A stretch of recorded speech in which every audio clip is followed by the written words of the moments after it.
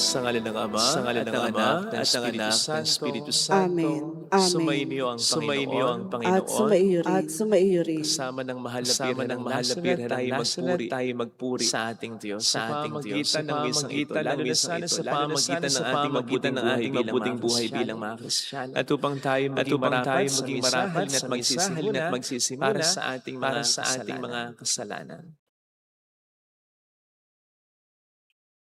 Tayo pong lahat, inaamin ko sa makapangyarihang Diyos At sa inyo, mga kapatid, na lubha akong nagkasala sa isip, sa salita, sa gawa, at sa aking pagkukulang. Kaya sinasabi ko sa mahal na Birheng Maria, sa lahat ng mga banal at banal, at sa inyo, mga kapatid, na ako'y ipanalangin sa Panginoong ating Diyos. Kaawaan tayo na mapagmahal na Diyos, ating mga sala, at patnubayan hanggang sa buhay na walang hanggan. Amen. Panginoon, kaawaan Panginoon, kaawaan mo Kristo, kaawaan mo kami. Kristo, kaawaan mo kami. Panginoon, kaawaan mo kami. Panginoon, kaawaan mo kami. Yumuko tayo. Maaaring ibulong sa Panginoon ang ating intensyon. Pagdasal natin ang mga namumuno sa ating bansa. Pagdasal natin ang mga tumutulong sa ating simbahan, mga OFW. Kaya hindi ng mga may sakit. Kasama po ang pangalan nila Nanay Feli, yon siya, Teresita, Sister Terry, Jerry, Ruti, Mario, Reg, Roger, Juliet, Myla, Faye, Amelita, Krista Kim. Kalusugan din ng ating mga mahal sa buhay, kasama ni Sister Eva. Manalangin tayo. Ama naming makapangyarihan, tunghayan mo po kaming pawang may kahinaan, at upang kami maipagsanggalang, iabot mo sa amin ang iyong kanang kamay sa pamamagitan ni Jesucristo, kasama ng Espiritu Santo, magpa sa walang hanggan. Amen.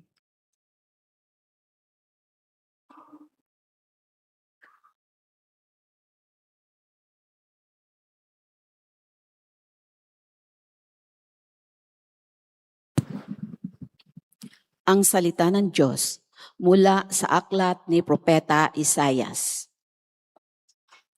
Sinasabi ng Panginoon, kung titigilan ninyo ang pang-aalipin at pagsuway sa akin, at ang masamang salita'y iiwasan, kung ang nagugutom ay pakakainin ninyo at tutulungan, ang kadilimang bumabalot sa inyo ay magiging tila liwanag sa katanghalian. At akong Panginoon ang siyang sa inyo'y laging papatnubay. Lahat ng mabuting kailangan ninyo'y aking ibibigay at palalakasin ang inyong katawan. Kayo'y matutulad sa pananim na sagana sa dilig, matutulad sa batis na di nawawalan ng agos ng tubig. Muling itatayo ng mga lingkod ko ang kutang na durog. Muling itatayo sa dating pundasyon. Makikilala kayo bilang tagapagtayo ng sirang muog, mga tagapagtayo ng wasak na mga bahay. Sinabi pa ng Panginoon, inyong igagalang ang takdang araw ng pamamahinga. Huwag kayong gagawa ng inyong gawain sa araw na banal. Sa araw na ito'y mamamahinga kayo, huwag maglalakbay, ni gagawa o maghuhunta ng walang kabuluhan. At kung magkagayon, ay madarama ninyo ang kagalakan sa paglilingkod sa akin.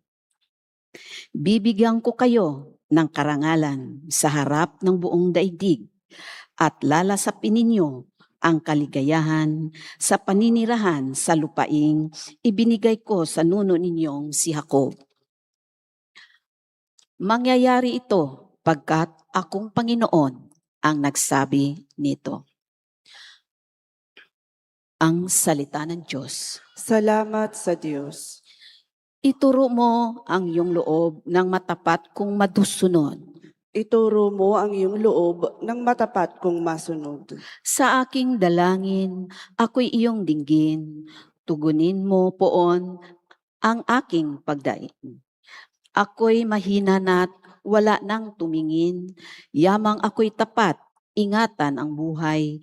Lingkod mo'y iligtas sa kapahamakan, pagkat may tiwala sa iyo kailanman. Ituro mo ang iyong loob ng matapat kong masunod. Ikaw ang aking Diyos, ako'y kahabagan. Sa buong maghapoy siyang tinatawagan. Poon ang lingkod mo'y dulutan ng galak, sapagkat sa iyo ako tumatawag. Ituro mo ang iyong loob ng matapat kong masunod. Mapagpatawad ka at napakabuti sa dumadalangin at sa nang sisisi. Ang iyong pag-ibig ay mananatili. Pakinggan mo poon ang aking dalangin. Tulungan mo ako, ako'y iyong dinggin. Ituro mo ang iyong loob ng matapat kong masunod.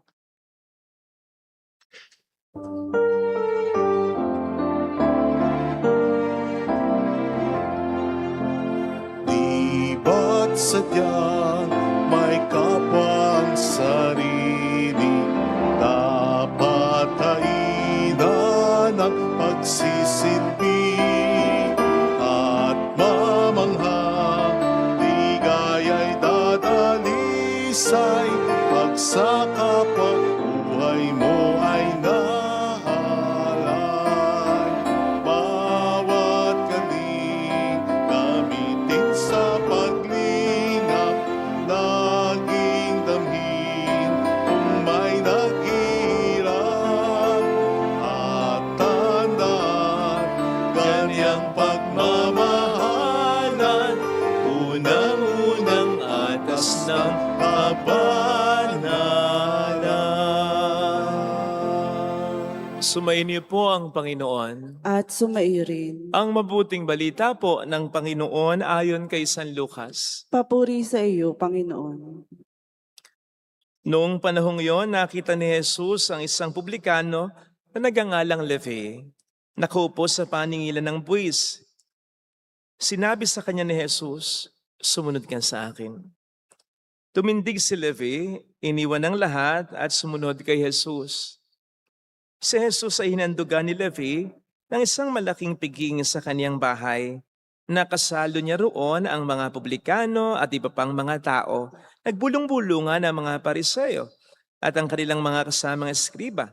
Sinabi nila sa mga alagad ni Jesus, "Bakit kayo kumakain at umiinom nakasalo ang mga publikano at ng mga makasalanan?" Sinagot siya ni Jesus, "Hindi nangangailangan ng manggagamot ang walang sakit, kundi ang may sakit. Naparito ako, hindi upang tawagin ang mga matuwid, kundi ang mga makasalanan upang magsisi." Mga kapatid, ang mabuting balita ng Panginoon. Pinupuri ka namin, Panginoong Hesukristo. Welcome sa Our Lady of Lazaret, Pasay Parish, kung saan ayos lang pong umiyak at samahan tayo ng mahal na ina sa pag-iyak at sa pagdarasal upang maging maayos ang lahat. Narinig po natin sa ating unang pagbasa ang mga salitang binitawan ng ating Panginoon sa mga tao. "Kung titigilan ninyo ang inyong pangaalipin at pagsuway sa akin, at ang inyong masamang gawain, kung ang mga nagugutom ay pakakanin ninyo, magiging tila liwanag kayo sa katanghalian." Ito yung sumisimbolo sa maraming mga biyayang gustong ipagkaloob ng Diyos sa mga taong ito. Kung titigil lamang sila sa kanilang masamang gawain at kung pupunan lamang nila ang kanilang pagkukulang, lalong-lalo na para sa mga nangailangan. And this led me to asked. Ang pag-ibig nga ba ng Diyos ay may kondisyon? Or is God's love truly unconditional? Personally, naniniwala akong walang kondisyon ang pagmamahal ng Panginoon, hindi lamang batay sa aking karanasan o sa karanasan ng iba, kundi maliwanag yan sinasabi sa banal na kasulatan. Halimbawa, sa Romans 5 verse 8, sinasabi diyan, ngunit pinatunayan ng Diyos ang kaniyang pagmamahal sa atin nang samantalang tayo'y makasalanan pa, namatay para sa atin si Jesus, ang bugtong na anak niya. Hindi hinintay ng Diyos na tayo bumuti muna kahit kaunti lang. Maging banal muna kahit papaano lang. Minahalan niya tayo agad. Wala namang mas hihigit pang pagmamahal dyan at ang Diyos mismo ang nagsabi niyan.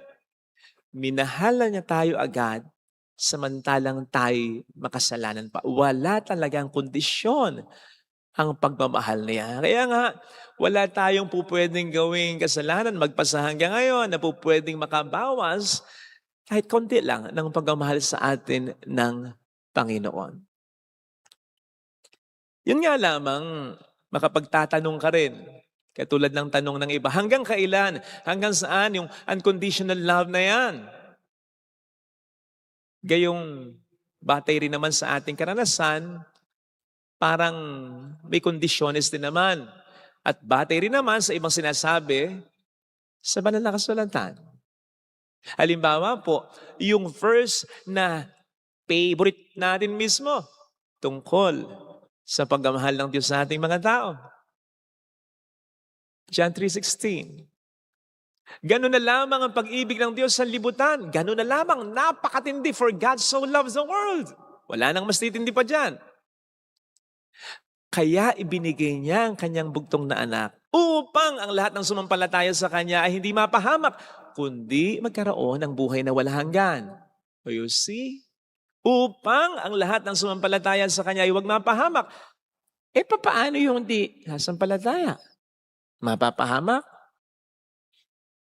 Actually, sasagutin na rin yan mismo ng kapitulong ito. John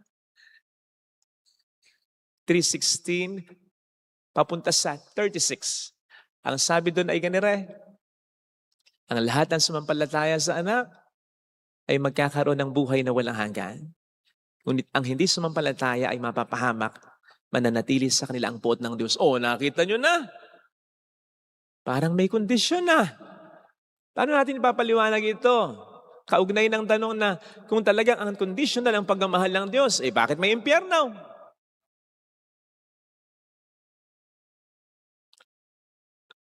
Siguro po, pwede nating ilarawan sa ganito.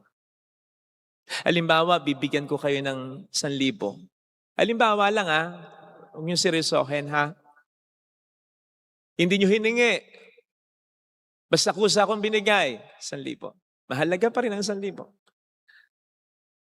Anong silbi nang ibibigay kong 1,000 kahit bukal sa loob ko at hindi niyo hiningi, binibigay ko naman talaga sa inyo. Kung hindi niyo natanggapin ito, dapat tanggapin. Para mapakinabangan ninyo. Kung hindi niyo po tatanggapin, ang 1,000 ay mananatili pa rin 1,000. Nandyan pa rin yung 1,000. Hindi nawala, hindi nabawasan kahit kaunti ang halaga. Pero hindi niyo pinakinabangan sapagkat hindi niyo tinanggap talaga. Hindi kaya parang ganun din ang pagmamahal ng Diyos. It is freely given. We don't deserve it. Kusang ibinigay ng Diyos, we did not ask for it. Napakahalaga. Mas mahalaga pa sa pinagsama-samang halaga ng mga lahat ng mga pera sa buong mundo. But we have to receive it. Kailangan nating tanggapin. At kung hindi natin tatanggapin, nandyan pa rin naman yan. So much so, na kahit mapunta tayo ng impyerno, magiging aware pa rin tayo sa pagmamahal na ito. Kasi nandyan pa rin yan. Yun nga lamang, hindi natin napakinabangan. Sapagkat hindi natin tinanggap sa ating buhay. At yun ay habang buhay nating pag-iisihan. Yun ang habang buhay na pag-iisihan ng mga mapupunta ng impyerno. Mahal ako ng Diyos. Kailanman, kahit anong ginawa kong kasalanan, hindi siya sa akin nagbago. Available lagi. Isang kailangan ko lang gawin, tanggapin ito. Pagbalik loob sa Kanya. At hindi ako makapagbabalik loob sa Kanyang tunay kung hindi ko talaga tatanggapin ang Kanyang pagmamahal sa aking buhay. Because God's love transforms us. Genuinely transforms us, changes us. Hindi pwedeng hindi tayo mabago ng pagmamahal ng Diyos kung talagang tinatanggap natin ito. May mga kilala tayong sanggano. May mga kilala tayong ambisyo-bisyo. May mga kilala tayong napakarami ng naging babae.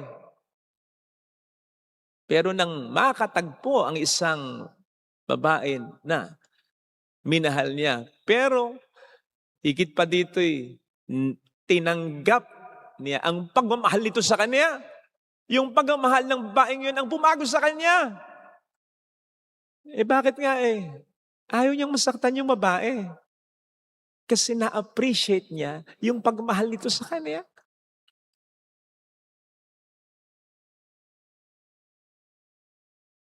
Ang pagmamahal pa ba ng Diyos ang siyang hindi bumago sa atin?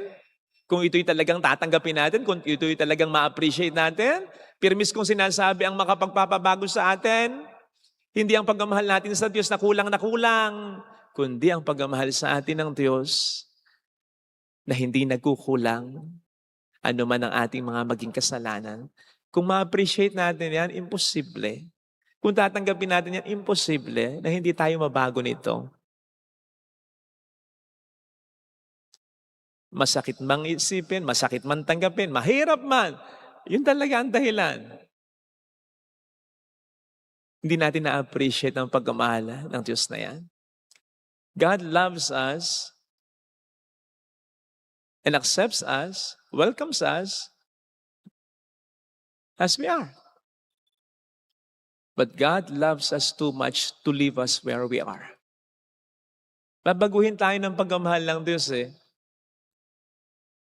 Hindi lamang kung ma-appreciate natin ito, kundi hindi papayag ang Diyos na manatili tayo sa ating kalalagayan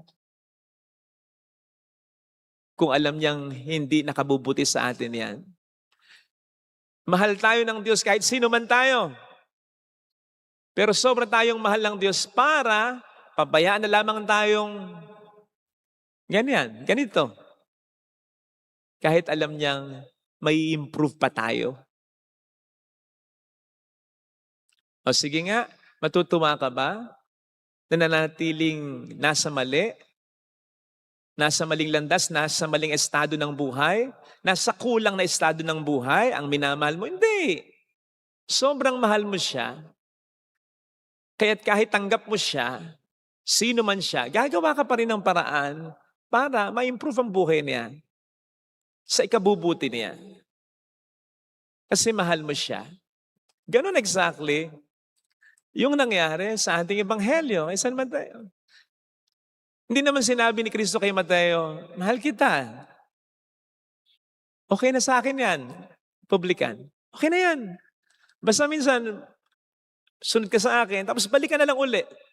Huwag mong i-renounce yung pagiging publikan mo. Okay yan. No!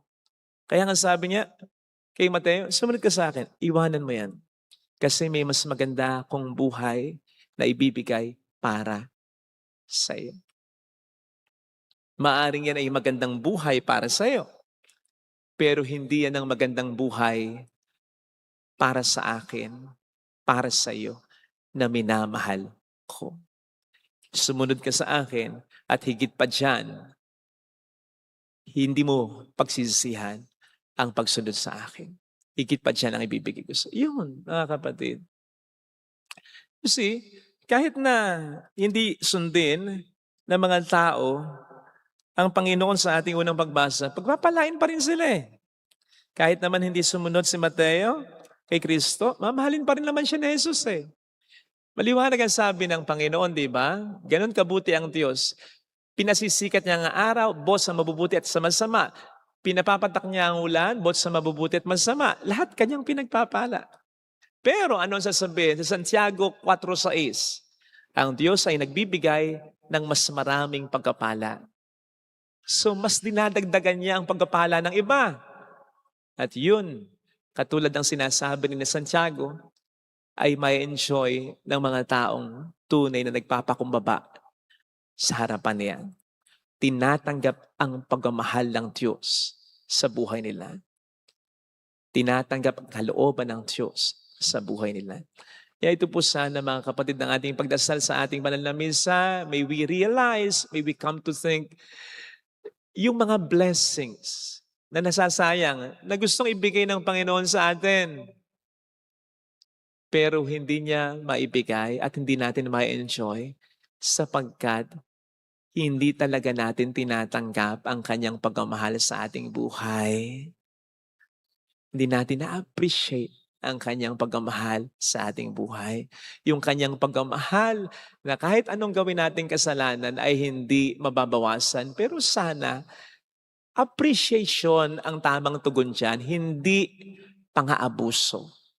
Hindi pang-aabuso. Appreciate natin. Appreciate mo ang pagmamahal sa iyo ng asawa mo. Ang pagmamahal sa iyo ng mga magulang mo. Ang pagmamahal sa iyo ng anak mo. Ang pagmamahal sa iyo. Appreciate natin ang pagmamahal ng mga taong ito. Sapagkat ito ang isa sa magiging mga pinakamahalagang susi para umiwas tayo consciously sa pagkakamali. Dahil ayaw nating masaktan ang ating minamahal. Tanggapin natin ang pagmamahal nila. Appreciate, huwag abusuhin. Amen. Lagay natin ang ating kanang kamay sa tapat ng ating puso.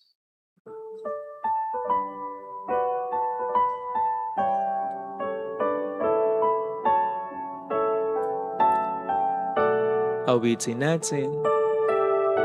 Alam kong may magagawa ang Diyos.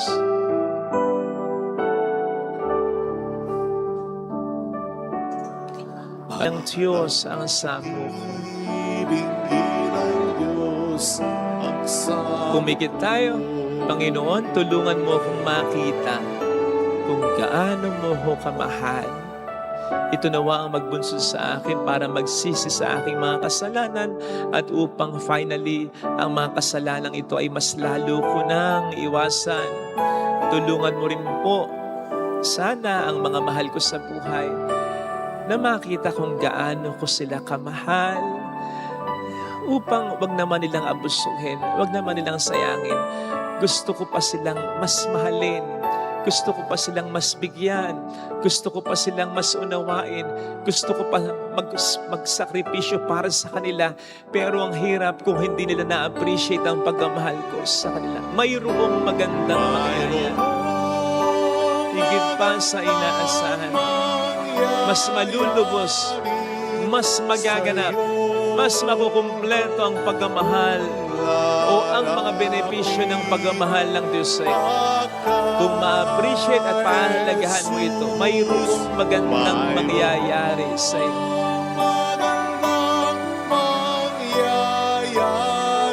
Mas marami pang gusto ibigay ang Panginoon, pero maniwala kang mahal ka niya. Tanggapin mo yun. At magsimikap na maging karapat-dapat para doon. At least, ma-appreciate natin. Papuri sa Ama, sa Anak, sa Espiritu Santo. Kapara ng sa unang-una, ngayon, magpakailanman, magpasawalang hanggan. Amen. Pag-aalay.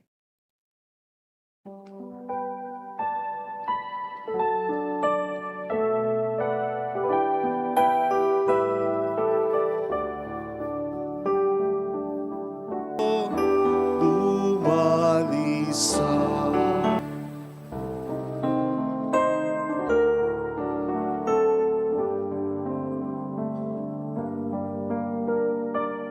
buhay pagmamahal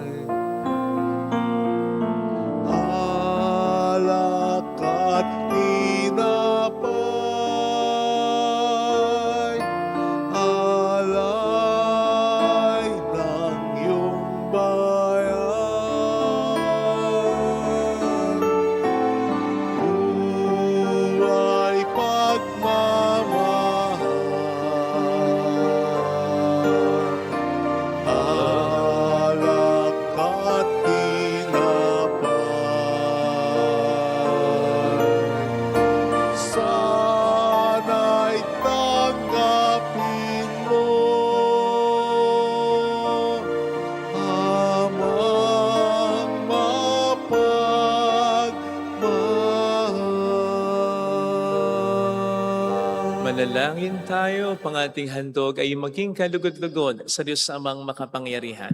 Tanggapin nawa ng Panginoon itong paghahain sa iyong mga kamay, sa kapurihan niya at karangalan, sa ating kapakinabangan at sa buong sambayanan niyang banal. Ama naming lumikha, tanggapin mo ang paghahaing ito ng iyong pakikipagtipan at ng aming pagsamba. Maganap nawa ito sa ikapagpapatawad ng mga kasalanan at sa ikapagpapahayag ng aming utang na loob sa iyong pagmamahal. Sa pamamagitan ni Jesucristo, kasamang Espiritu Santo, magpasa walang hanggan. Amen. Sumainyo ang Panginoon. At sumaiyo rin. Itaas sa Diyos ang inyong puso at diwa. Itinaas na namin sa Panginoon. Pasalamatan ng ating Panginoong Diyos. Marapat na siya ipasalamatan. Ama naming makapangyarihan, tunay ang marapat na ikaw ay pasalamatan sa pamamagitan ni Jesucristo na aming Panginoon.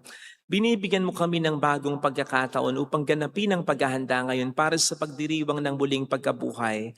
Kaisa ng iyong anak na minamahal, aming inilalaan ang panahon ng talino at yaman para ganapin ang iyong kalooban na ang kapwa-tao ay lubos na damayan sa pagdiriwang namin sa aming pagsilang bilang mga kaanib ng iyong sambayanan. Kami iyong pinagkakamit ng katayo ang ganap sa pagtatangkilik.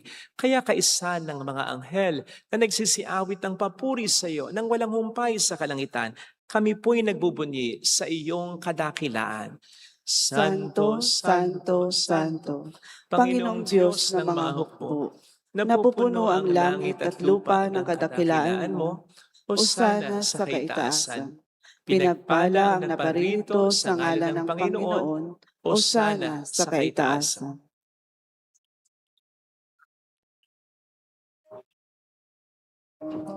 Ama naming banal, ikaw po ang bukhal ng tanang kabanalan.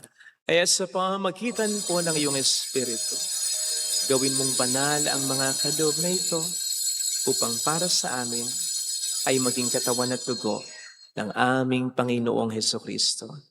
Bago niya pinagtiis ang kusang loob na maging handog, ginawakan niya ang tinapay, pinasalamatan ka niya, pinaghati-hati niya iyon, iniabot sa kaniyang mga alagad at sinabi, tanggapin ninyong lahat ito at kanin. Ito ang aking katawan na ihahandog para sa inyo.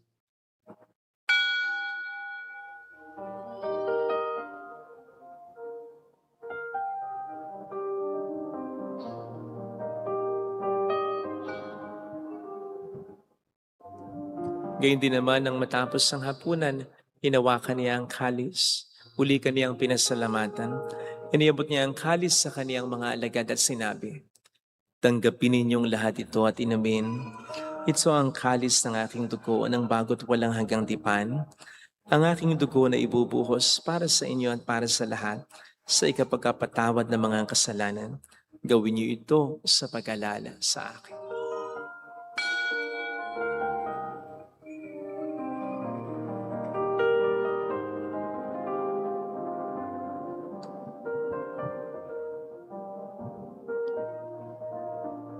Ipagbunyi natin ang misteryo ng ating pananampalataya. Si Kristo'y namatay, si Kristo'y nabuhay, si Kristo'y babalik sa wakas ng panahon. Ama, ginagawa namin ngayon ang pag-alaala sa pagkamatay at muling pagkabuhay ng iyong anak. Kaya inialay namin sa iyo ang tinapay ng buhay at ang kalis ng kaligtasan. Kami nagpapasalamat dahil kami iyong minarapat na tumayo sa harap mo para maglingkod sa iyo. Sinasamo namin kami na magsasalo sa katawan at dugo ni Kristo ay mabuklod sa pagkakaisa sa pamamagitan ng Espiritu Santo. Ama, lingapin mo ang iyong simbahang laganap sa buong daigdig. Puspusin mo kami sa pag-ibig. Kaysa ni Leon na aming Papa at ni Dennis na aming Obispo at ang Tanang Kaparian, alalahan mo po ang mga kapatid naming nahimlay na may pag-asang sila'y muling mabubuhay, lalo na po ang aming mga ipagdarasal. Saglit nating alalahan ng ating mga kakilalang yumao na.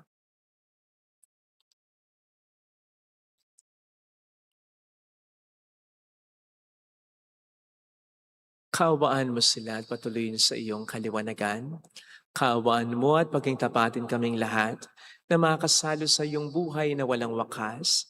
Kaysa ang mahal na birhen ng Lasalet, ang ina ng Diyos, Kay San Jose ang kabiyak ng kanyang puso, lahat ng mga banal na namuhay dito sa daigdig ng kalugod-lugod sa iyo. Maipagdiwang nawa namin ang pagupuri sa ikararangal mo sa pamamagitan ng iyong anak na aming Panginoong Heso Kristo. Sa pamagitan ni Kristo, kasama niya at sa Kanya, ang lahat ng parangal papuri ay sa iyo, Diyos amang makapangyarihan, kasama ang Espiritu Santo, magpasawalang hanggan.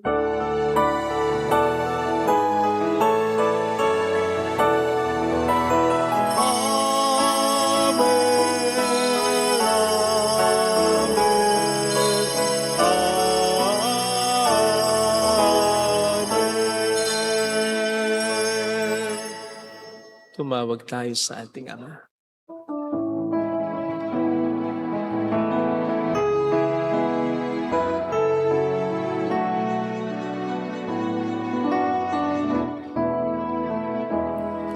Ama namin, sumasalangit ka, sambahin ang ngalan mo, mapasa amin ang kaharian mo, sundin ang loob mo dito sa lupa para nang sa langit. Bigyan mo kami ngayon ng aming kakanin sa araw-araw, at patawarin mo kami sa aming mga sala, para ng pagpapatawad namin sa nagkakasala sa amin.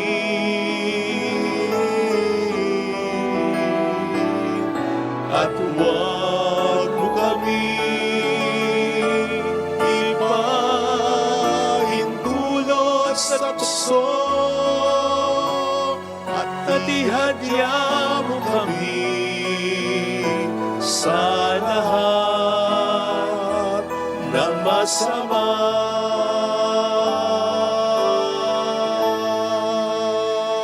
Hiling namin kami adiyas sa lahat ng masama, pagkalooban ng kapayapaan araw-araw, iligtas sa kasalanan, samantalang aming pinaghahandaan ang dakilang araw ng pagpapahayag ng tagapagligtas naming si Heso Kristo.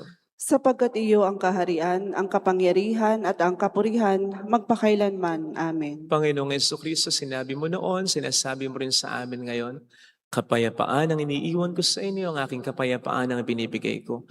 Tunghayin mo pong aming pananampalataya, huwag ang aming pagkakasala. Pagkalooban mo po kami ng kapayapaan at pagkakaisa sa iyong kalooban, kasama ang Espiritu Santo magpasa walang hanggan. Amen. Ang kapayapaan ng Panginoon ay sumainyo daw ang lahat. At sa maiyo rin. Magbigayan tayo ng kapayapaan sa isa't isa. Kapayapaan. Espiritu.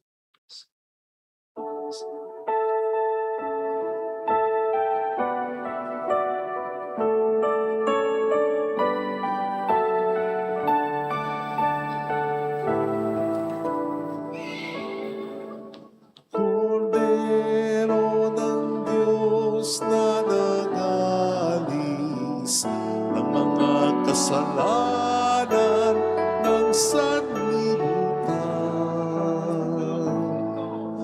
maawa ka sa amin.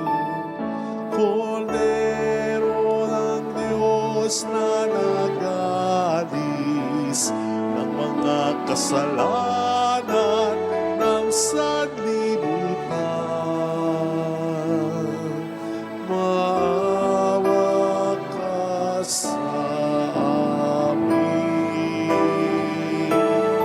Agnus Dei qui tollis peccata mundi, dona nobis pacem, dona nobis pacem, dona nobis pacem.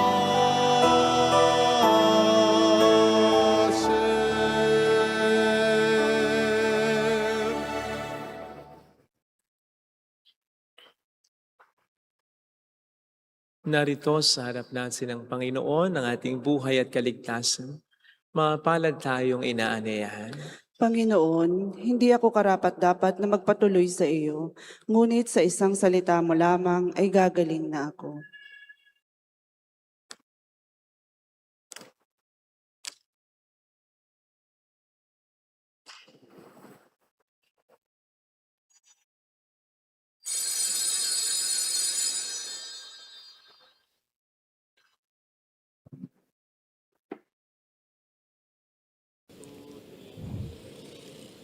Panalangin para sa espiritual na pakikinabang. Panginoong Hesus, ako ay naniniwala na ikaw ay nasa kabanal-banalang sakramento.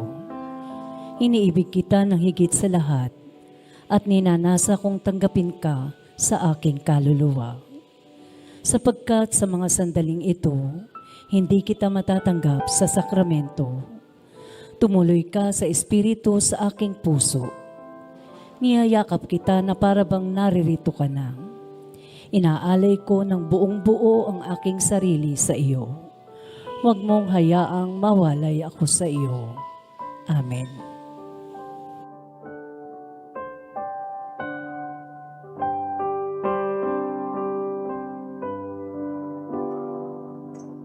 Dahil ikaw, Ama, ang unang nagmahal, kaya dagli ako sa'yo'y tumalima.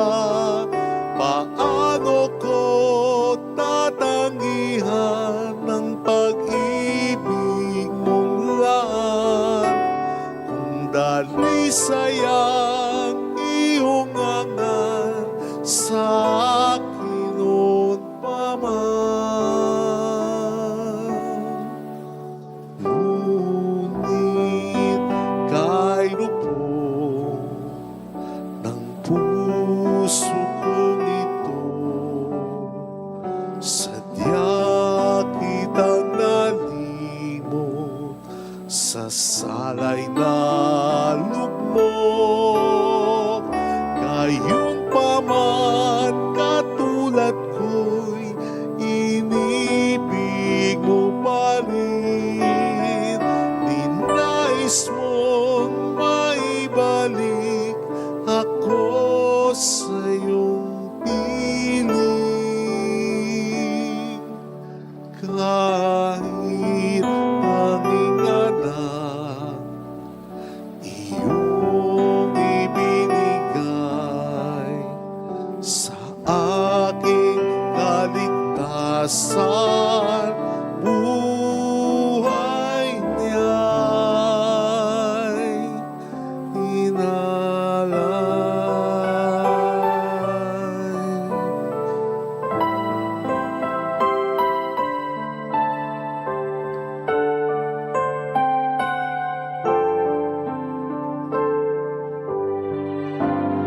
Dahil ikaw, Ama, ang unang nagmahal, kaya dagli ako sa'yo'y tumalima. Paano ko tatangihan ang pag-ibig mong lahat, kung dalisay ang iyong angan sa akin noon pa man. Ngunit kay lubog ng puso kong ito, sadya kitang nalimot sa salay na lugmok. Gayon pa man katulad ko'y inibig mo pa rin. Ninais mong maibalik ako sa iyong piling. Kahit tanging anak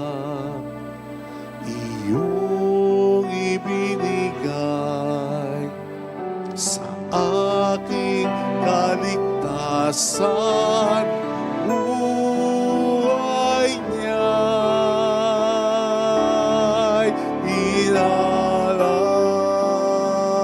inalay. Dahil ikaw, Ama, ay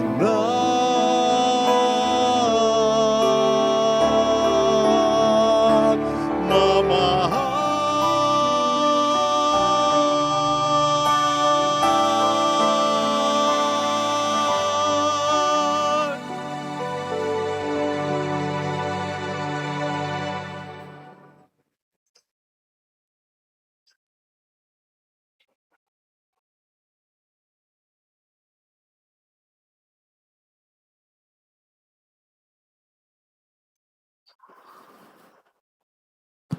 Manalangin tayo.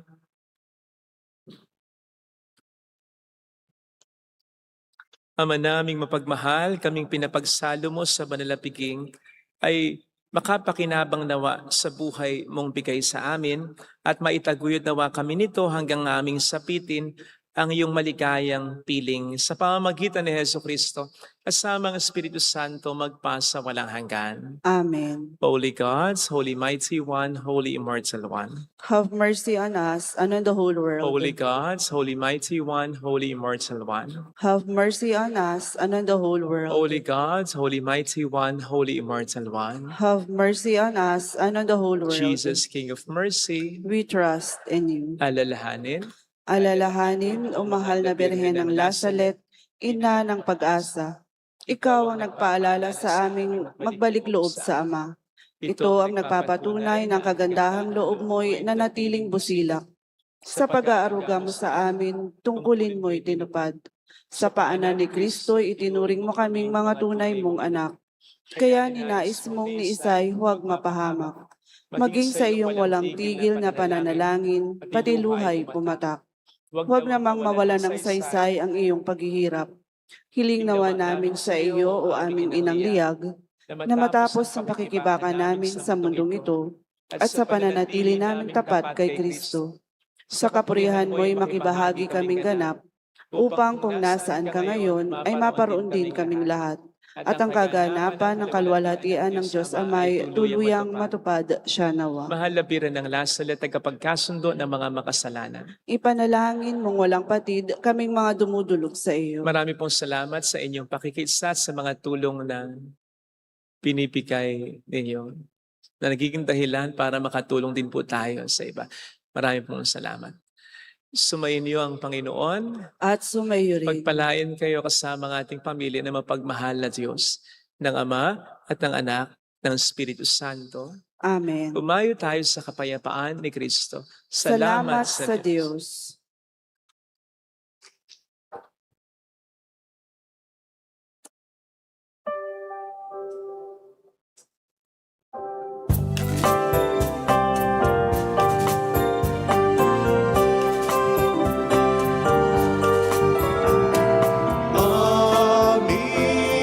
Aming iniaalay ang pag-ibig na walang kapantay.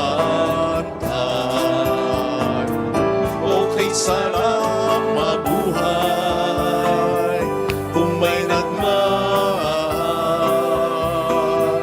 pagmamahal na tunay at laging daisay. Ang Birhen kong umibig ay walang sinabis,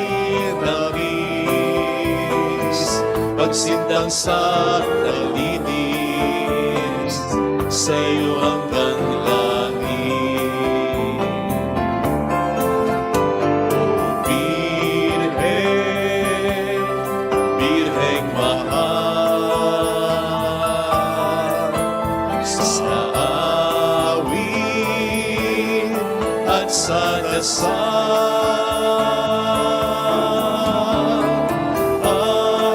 aming iniaalay ang pag-ibig na walang